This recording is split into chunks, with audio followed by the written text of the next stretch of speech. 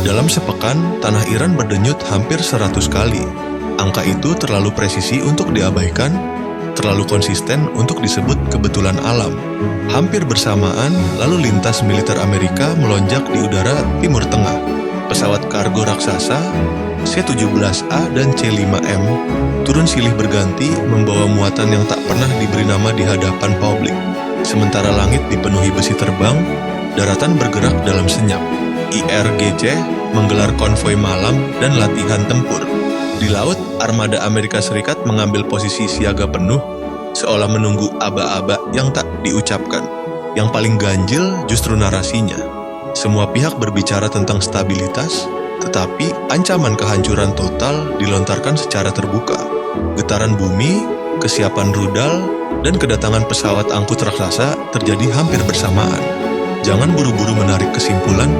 Ada satu pola yang sengaja dibiarkan tak terlihat, dan di sanalah tersimpan sinyal perang yang sebenarnya. Dalam 7 hari saja, Iran diguncang 99 kali. Rentangnya jelas, 10 hingga 16 Januari 2026. Angka ini bukan bisik-bisik media sosial, melainkan catatan resmi Jaringan Seismologi Institut Geofisika Universitas Teheran. Rinciannya pun gamblang. 72 gempa bermagnitudo di bawah 3, 21 gempa di kisaran 3 hingga 4, 5 gempa bermagnitudo 4-5, dan 1 getaran mencapai magnitudo 5,3. Yang terkuat terjadi pada 13 Januari di Provinsi Yazd. Secara teknis, sebagian besar tergolong kecil hingga menengah. Tetapi, justru disitulah kecurigaan muncul. Bukan pada kekuatan, melainkan pada irama dan waktunya. Getaran itu tidak terkunci di satu wilayah. Peta seismik menunjukkan sebaran luas. Khuzestan mencatat 18 gempa, Yazd 13, sementara Fars, Kerman, Khorasan Selatan, dan Isfahan masing-masing mencatat 7 kejadian. Pola ini tidak mencerminkan satu patahan aktif tunggal, melainkan aktivitas serempak di banyak titik dalam waktu yang sangat singkat. Memang Iran dikenal sebagai salah satu negara paling aktif secara seismik dengan lebih dari 6.000 gempa tercatat sepanjang tahun sebelumnya. Namun lonjakan hampir 100 gempa dalam satu pekan tetap sulit diabaikan. Perhatian kemudian mengerucut ke Isfahan. Bukan karena frekuensinya paling tinggi, melainkan karena bobot strategisnya. Isfahan dikenal sebagai jantung teknologi nuklir Iran, tempat fasilitas penelitian, laboratorium, dan infrastruktur pengolahan bahan bakar berada. Wilayah ini juga bukan nama asing dalam ketegangan militer. Pada Juni 2025, Isfahan disebut sebagai salah satu target serangan udara Amerika Serikat dalam operasi yang bertujuan melemahkan kemampuan pengayaan Iran. Sejak itu, setiap getaran di kawasan ini tak pernah lagi dibaca murni sebagai gejala geologi. Kecurigaan kian menebal karena waktunya berimpit dengan eskalasi bahasa politik. Donald Trump kembali mengeluarkan ancaman maksimum, menyebut respons Amerika Serikat akan bersifat menghancurkan jika Iran melangkah terlalu jauh. Dari sisi lain, pejabat tinggi Iran dan IRGC menegaskan bahwa serangan sekecil apapun akan diperlakukan sebagai perang total. Dalam atmosfer seperti ini, gempa bumi kehilangan netralitasnya. Ia berubah menjadi simbol, apakah sekadar gejala alam, uji ketahanan fasilitas bawah tanah, atau isyarat senyap menuju konflik yang lebih luas.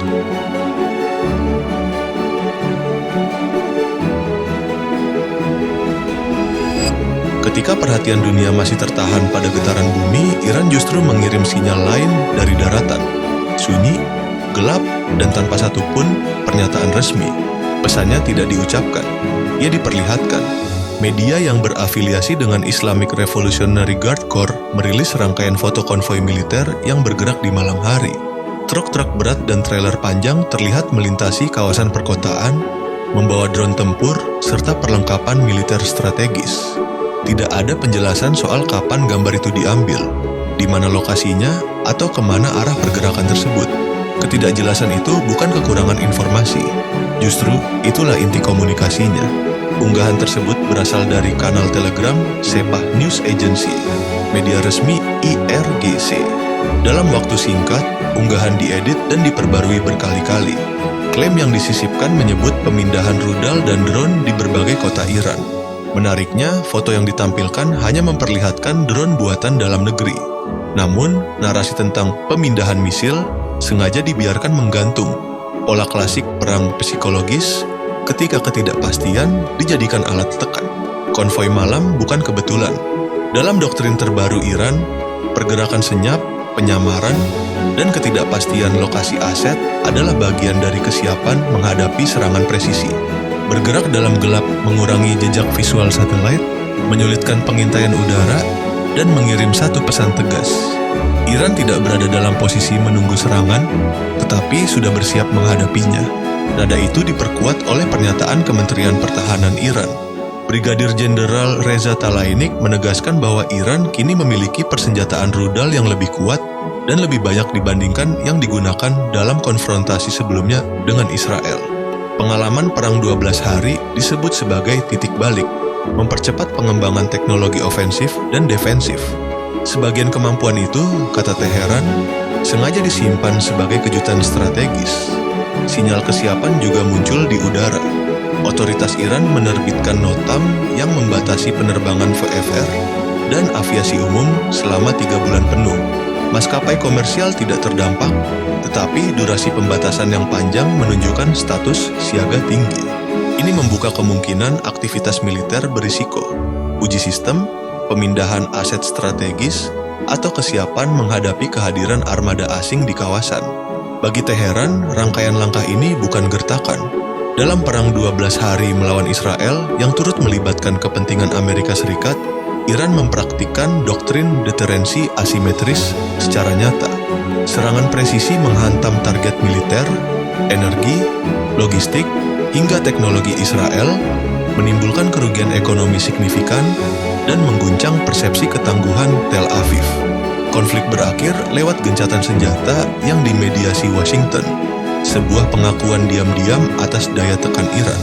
Kini, konvoi malam IRGC menjadi pengulangan pesan itu. Tanpa satu tembakan pun, Iran menunjukkan bahwa asetnya bergerak, doktrinnya matang, dan pengalaman perangnya telah diuji. Dalam konteks ini, setiap truk yang melaju di bawah gelap malam bukan sekadar kendaraan logistik. Ia adalah peringatan bergerak bagi siapapun yang sedang menimbang serangan.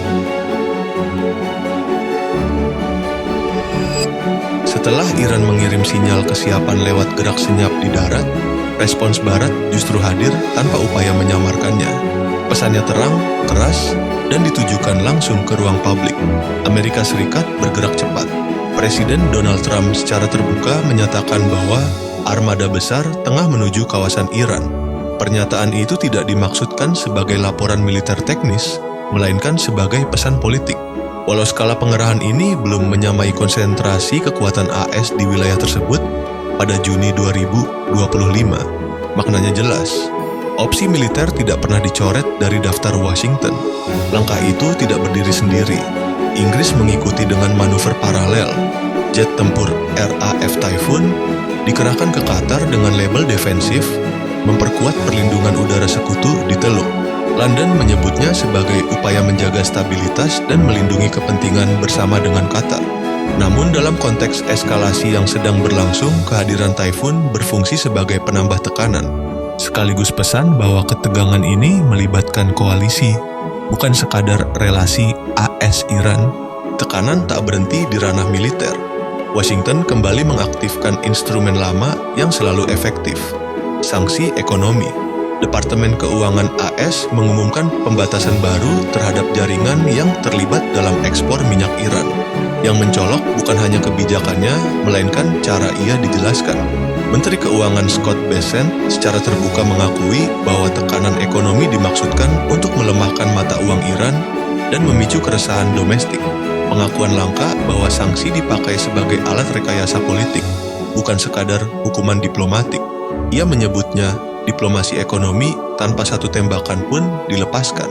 Bagi Teheran, pernyataan itu justru mempertebal kecurigaan lama. Dalam pandangan Iran, klaim kepedulian Barat terhadap rakyat seringkali bertolak belakang dengan kebijakan yang langsung menghantam kehidupan sehari-hari. sanksi tidak dibaca sebagai jalur deeskalasi, melainkan sebagai fase awal upaya perubahan rezim. Di saat yang sama, wacana blokade laut mulai muncul ke permukaan. Sejumlah media barat melaporkan bahwa Washington mempertimbangkan pembatasan ekspor minyak Iran sebagai bentuk tekanan maksimal. Isu ini sangat sensitif, karena menyentuh nadi ekonomi Iran sekaligus membawa risiko eskalasi di jalur pelayaran strategis kawasan. Syarat-syarat untuk kesepakatan baru pun mulai terbuka ke publik. Penghapusan total uranium yang diperkaya, pembatasan rudal jarak jauh, larangan pengayaan domestik, serta penghentian dukungan terhadap proksi regional. Dari sudut pandang Iran, daftar ini bukan ruang negosiasi, melainkan tuntutan penyerahan sepihak. Kini eskalasi bergerak mengikuti pola yang nyaris baku. Tekanan ekonomi, keresahan internal, hukuman, lalu respons politik. Saat langkah-langkah mulai dieksekusi dan janji lama diuji, ruang kompromi menyempit drastis. Pada titik ini, persoalannya bukan lagi siapa benar atau salah, melainkan siapa yang lebih dulu memutuskan bahwa mundur bukan lagi pilihan.